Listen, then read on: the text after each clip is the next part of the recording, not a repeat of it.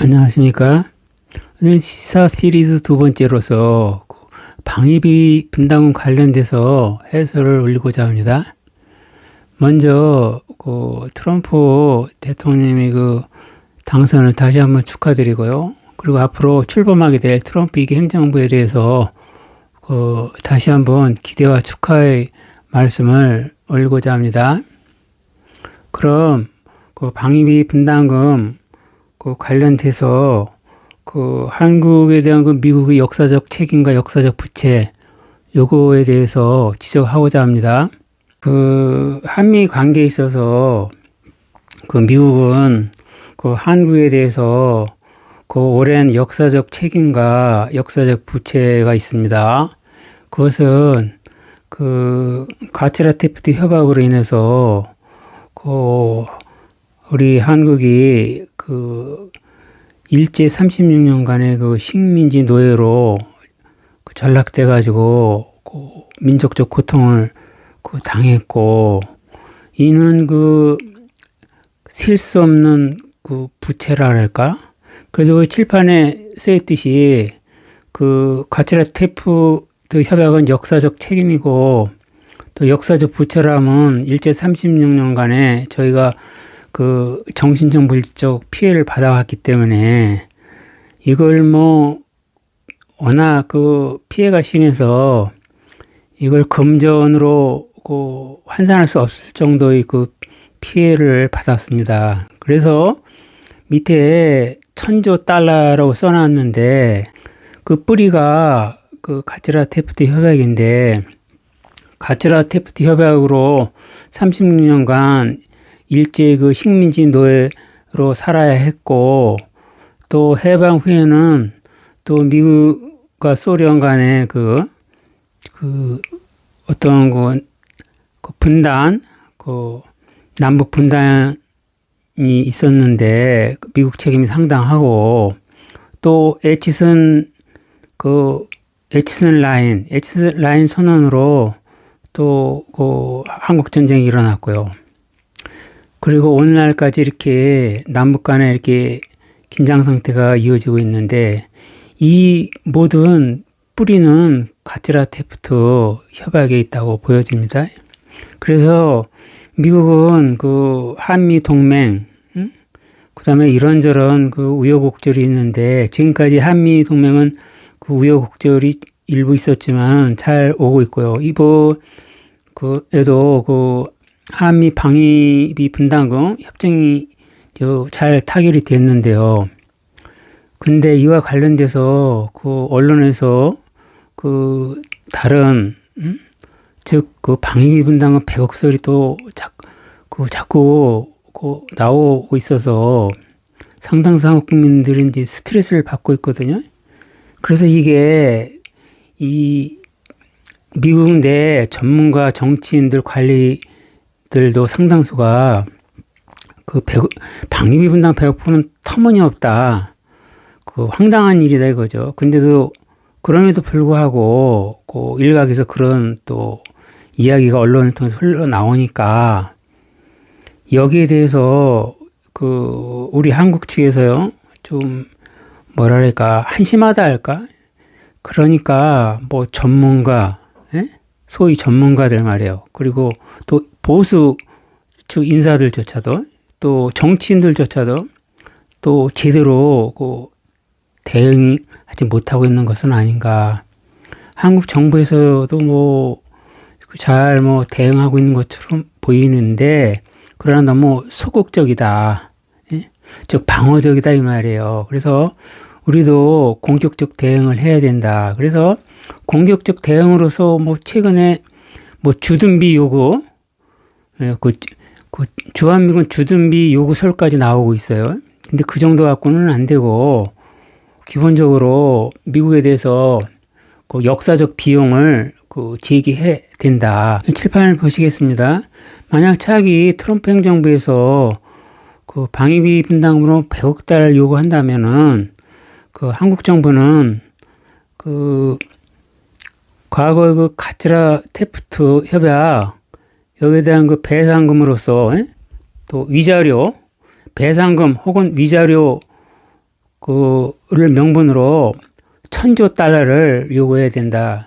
이런 생각이 들어요. 그럼 근거가 있느냐? 가치라 테프트 협약 으로 인해서 우리 36년간 일제 그 식민지 노예로 살았고, 그 후에 또 그에 따라 그 해방 후엔 또 한반도가 분단이 됐잖아요. 그 후에 또 한국 전쟁이 났고, 물론 에치슨 바로 에치슨 라인이 있었지만, 어쨌든 그 뿌리는 가치라 테프트 협약이었다 이렇게 보여져요. 지금도 그 남북이 분단 상태이고, 물론 이제 한미 동맹이 이어졌고, 또 한국 전쟁 시에 그 미국의 젊은이들이 그 10만 명 전에 그 사상자가 나기도 해서 많은 미국이 도움이 있었어요. 또 원조도 많았고요. 또 우리 일제 때는 그 선각자들이 또 기독교를 중심으로 해서 그 한국에 대한 한국 국민들에 대해서 상당한 계몽 활동과 지원도 있었죠. 그래서 그러한 미국의 헌신과 노력에 대해서는 또 감사한 마음을 갖고 있는 거고요. 상당수 한국 국민들이 특히 한국 전쟁 때 많은 젊은 미국 젊은이들이 참전을 해서 그렇게 엄청난 희생을 이루어줬고 또 우리나라를 지켜줬고요. 거기에 대해서 또 감사한 마음이 있습니다.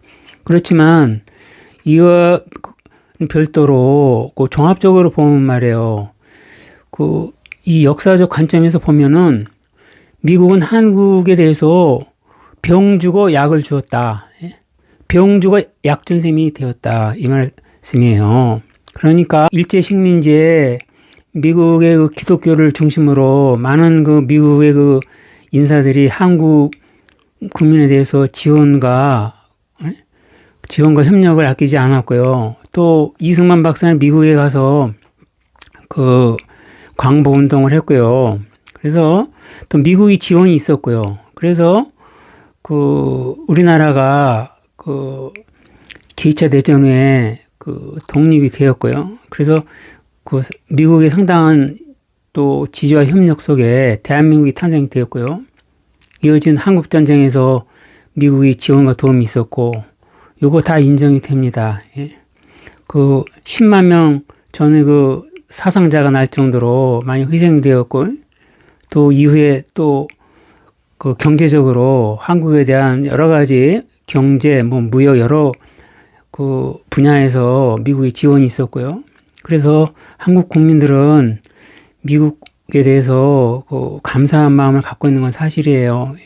그렇지만은 그럼에도 불구하고 오늘날 남북이 분단돼서 긴장이 이어지고 있는데 또 미국이 한국 국민에 대해서 좀 더 친화적으로 한국 국민의 여론을 존중하고 한국에 대해서 무리한 요구를 해서는 안 된다고 보고 있어요.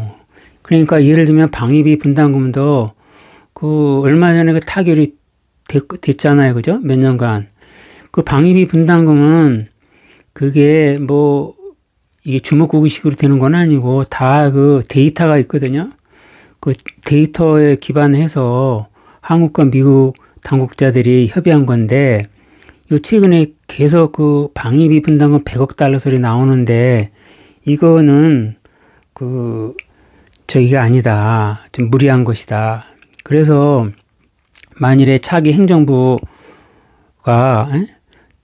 트럼프 2기 행정부가 출범 시에 만에 하나 방위비 분담금 100억 달러 이런 문제가 다시 나올 경우에는 한국 정부는 가치라 테프트 협약 위자료로서 배상금으로서 저는 1,000조 달러라는 카드를 제시해야 된다고 생각합니다. 그렇지 않고서는 우리가 자꾸 너무 소극적이고 그리고 또 심각한 것은 이 내부의 적이 있다. 내부의 적. 그러니까 심지어는 보수층 인사들조차도